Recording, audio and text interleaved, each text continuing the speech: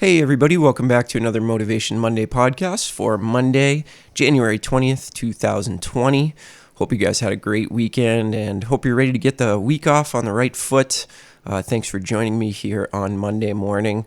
Always like hanging out with you guys and just talking about some random stuff on these Monday morning podcasts. And this Monday, I wanted to talk about an experience I had last week. I was fortunate enough to get to go to the Jazz Education Network Conference in New Orleans last week.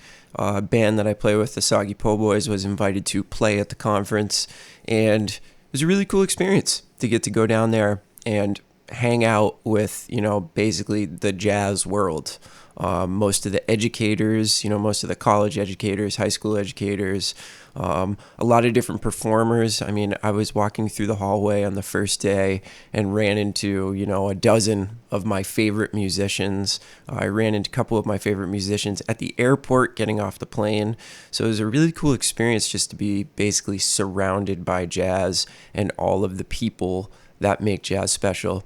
Not to mention that it was in my absolute favorite city in the world, New Orleans.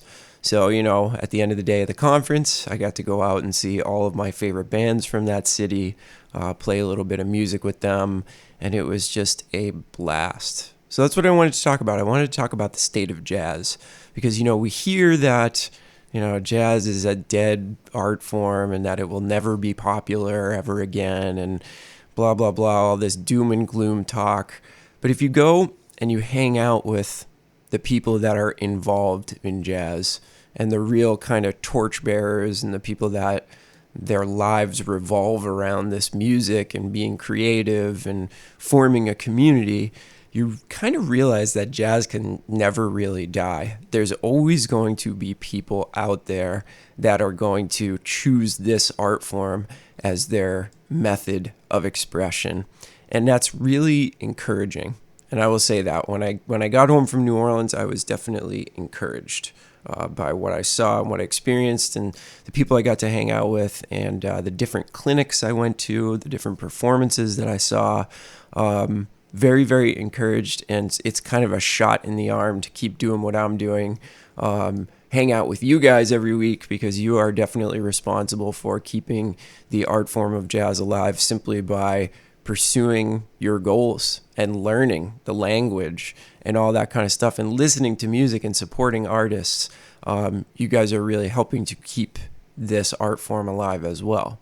So one thing that was especially cool to see was how many student ensembles were there and how many young people are still really into learning to play jazz and really serious about it. And some of the players that I heard were so young and so good, it was kind of scary.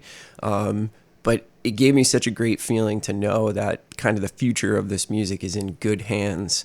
And I think it's going to live on for a very long time if these young people are any indication of where things are going. I had this really cool experience where I was walking through the lobby and there was a group of high schoolers either coming from or going to their performance, and they're all sitting around talking, and all of a sudden Sean Jones, the trumpet player, walked by, and one of the kids goes, "Oh my God, you guys, that's Sean Jones.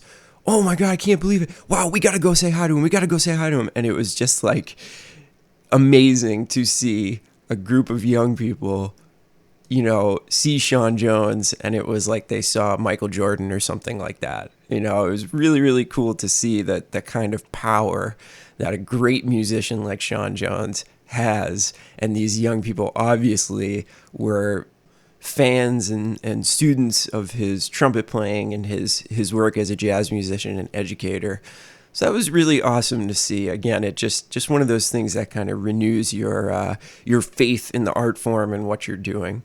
So basically, this podcast is just to report to you that the state of jazz is really, really strong and that we should all do our part to make sure that it stays that way and keep listening and keep practicing and have this art form just keep going into the future for as long as we possibly can make it live into the future. I also wanted to let you guys know that we're going to switch things up a little bit in 2020. So we are going to do 3 different Monday podcasts every month Okay, so we're going to do a transcription episode where I give you a transcription assignment. We're going to do a listening episode where I give you something to check out for the month and really dig into and sort of guide your listening a little bit. And then the third week of the month is hopefully going to be an interview here. So we're going to call this series The Turning Point. And I'm going to have jazz musicians and educators on, and they're going to tell you their story about a turning point in their lives as musicians, something that really brought them to the next level. And my hope is through some of these stories and some of these revelations that these great jazz musicians and educators have had, it might spur you to think about jazz in a different way. Now, the fourth episode of the month is going to be an ear training podcast, and that's going to live over on Patreon. I've been wanting to do this for a long time, but I finally got around to actually sitting down, planning it out, making some episodes. So that fourth Monday of the month, the podcast is going to live over on Patreon. And that's something that's going to be of a huge benefit.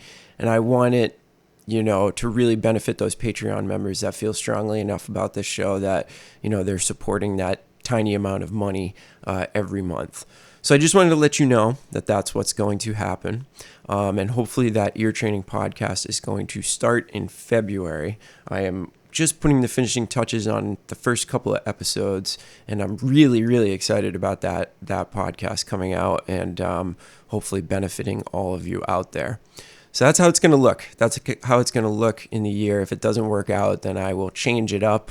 But just wanted to let you know what to expect for the 11 months coming up here in 2020.